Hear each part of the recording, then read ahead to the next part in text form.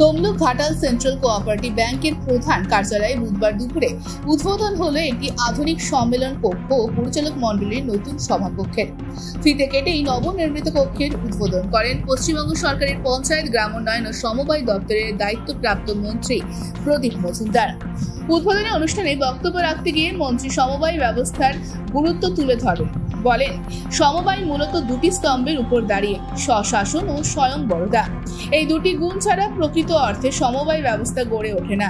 একই সাথে পেনশন প্রকল্প নিয়ে কেন্দ্র ও রাজ্য সরকারের ভূমিকার পার্থক্য নিয়েও তীব্র ভাষায় কেন্দ্রকে কটাক্ষ করেন মন্ত্রী।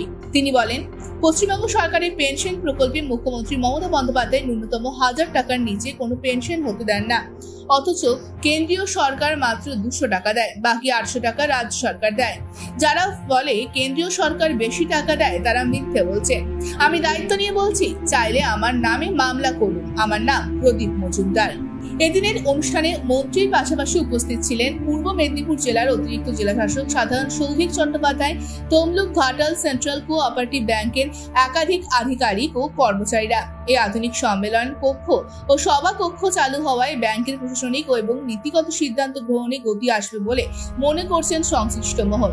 পাশাপাশি আধুনিক পরিকাঠামোর জন্য এই সংযোজন রাজ্যের সমবায় ব্যবস্থার মানোন্নয়নে নতুন দিগন্ত খুলবে বলেও আশা করা হচ্ছে। Bureau report, NM news.